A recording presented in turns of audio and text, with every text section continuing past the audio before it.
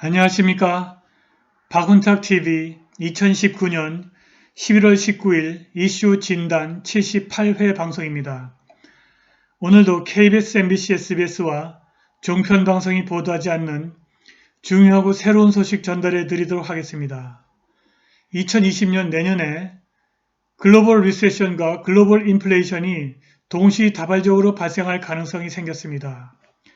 그것은 무엇보다도 중국과 미국이 동시다발적으로 MMT로 공공부채를 청산할 것이기 때문입니다. MMT란 정부가 돈을 찍어서 만기 도래하는 공공부채를 청산해버리는 것입니다. 2020년부터 글로벌 경제가 깊은 리세션과 높은 인플레이션이 창궐할 가능성이 발생했습니다. 글로벌 부채가 글로벌 GDP의 330%에 달했습니다. 미국의 공공부채는 23조 달러이고 중국의 공공부채는 무려 40조 달러에 달했습니다. 그래서 중국이 내년 2020년부터 MMT를 시작한다는데 미국은 이미 MMT를 하고 있다는 소문이 자자하게 퍼지고 있습니다. 그런데 한국은 아직까지 공공부채 비율이 GDP의 38.2%로 매우 낮기 때문에 그 피해가 상대적으로 훨씬 더 적을 것입니다. 방송 시작하겠습니다. 구독 버튼, 알람벨 버튼, 좋아요 버튼 부탁드리겠습니다. 중국의 관영연구소 National Institution for Finance and Development NIFD가 지난주 수요일에 2020년 중국 경제 성장률을 5.8%로 예측했습니다. 즉 마지노선 6.0%가 무너질 것이라는 예측을 내놓은 것입니다. 그런데 이것마저도 엄청나게 과장된 수치입니다. 미국의 한 연구소는 지금 내년 중국의 GDP 성장률을 4.6%로 전망하고 있습니다.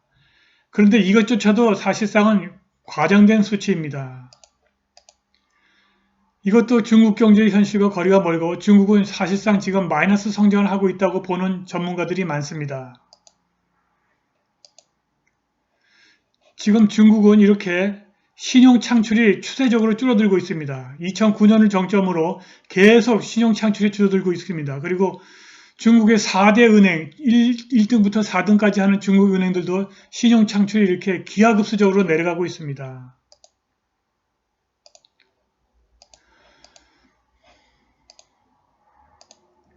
이렇게 중국에서 실물 경제로 신규 신용이 거의 전달되지 않고 있습니다. 그래서 아주 약간의 자본 이탈만 발생해도 은행들이 즉각적으로 파산 지경에 몰리게 되어 있습니다.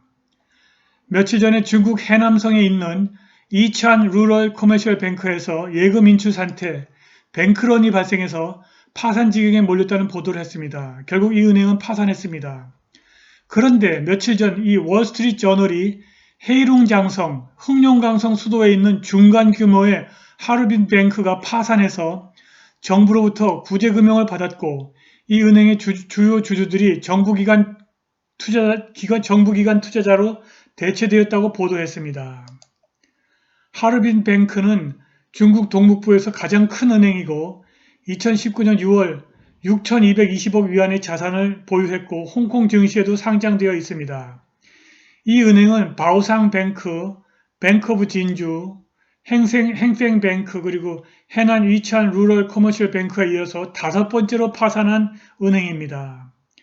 뿐만 아니라 글로벌 경제와 미국 경제의 부채 규모도 심각한 수준에 도달했습니다.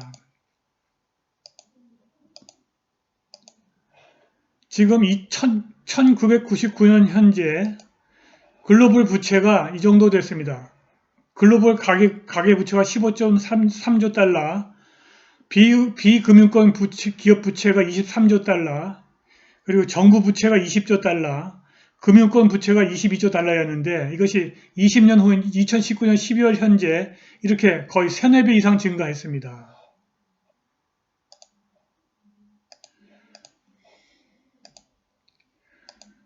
미국 경제와 그리고 신흥 경제의 부채도 이렇게 엄청나게 증가했습니다. 지금 미국의 지금 공공부채 현재 여기 와 있는데 2030년이 되면은 제2차 세계대전 때 미국 연방부채보다 훨씬 많게 증가한다는 것입니다. 그뿐만이 아니라 신흥시장의 부채도 꾸준하게 증가해서 지금 71.4조 달러에 달했습니다.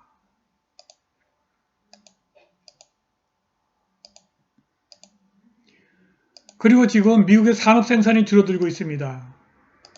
미국의 산업 생산이 2009년 3월 수준으로 지금 되돌아가 버렸습니다.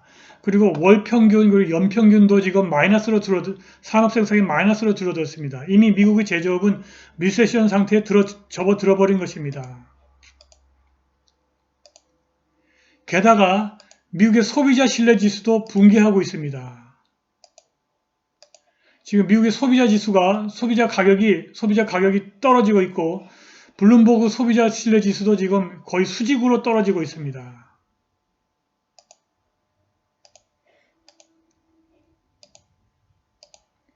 이 와중에 글로벌 무역이 줄어들고 있습니다.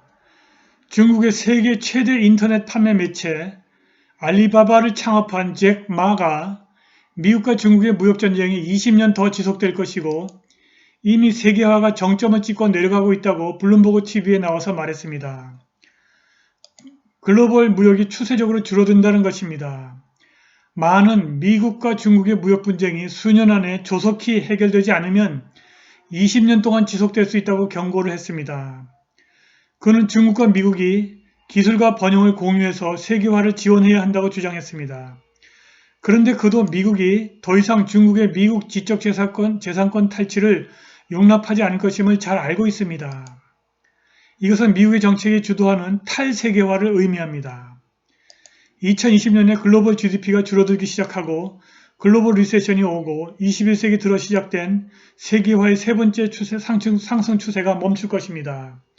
바야흐로 Perfect Storm is Gathering, 완벽한 폭풍이 다가오고 있는 것입니다. 지금 잭 마가 예측하듯이 지금 세계화의 세 번째 물결이 더 이상 상승 추세를 만들지 못하고 지금 내려갈 전망입니다.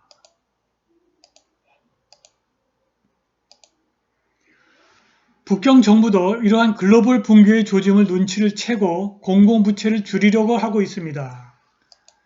중국의 중앙은행 자문위원을 지냈고 Chinese Academy of Social Science와 연계된 연구소의 소장인 리 양은 북경 정부가 2020년 근대 통화 이론을 도입할 것이라고 말했습니다. 이것은 정부가 돈을 찍어서 만기 도래하는 공공채권을 갚아버리는 정책입니다. 근대 통화 이론은 공공부채를 쉽사리 줄일 수는 있지만 엄청난 인플레이션을 초래할 수밖에 없습니다. 그래서 정부가 돈줄을 쬐이면 이번에는 또 디플레이션이 발생합니다. 1690년대 영국의 식민지 매사추세츠 주에서 영국 제국주의 정부가 근대 통화 이론을 사용해서 인플레이션과 디플레이션이 번갈아 터졌고 이것이 미국 독립혁명을 격발했습니다. 관심 있으신 분들은 2020년 중국 공산체제 붕괴 시작, 돈 멋대로 찍어내는 근대 통화 이론, 이슈 진단 77회 방송 시청하시기 바랍니다. 그런데 미국이 이미 근대 통화 이론을 사용하고 있다는 소문이 자자하게 퍼지고 있습니다. 지금 미국에서 Monetize the Debt에 관한 소문이 또 돌아다니고 있습니다. Monetize the Debt란 정부가 돈을 찍어서 만기 도래해야 하는 국공채를 청산하는 것인데 바로 이것이 근대 통화 이론입니다. 지금 미국의 중앙은행 연준이 직접 연방부채를 청산하고 있습니다.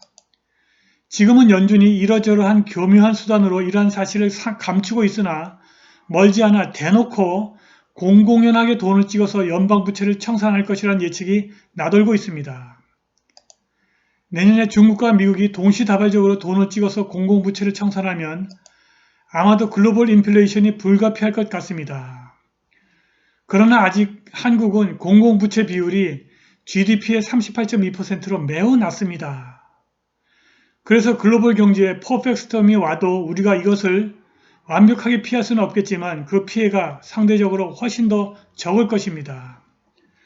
오늘 방송은 여기까지입니다. 감사합니다.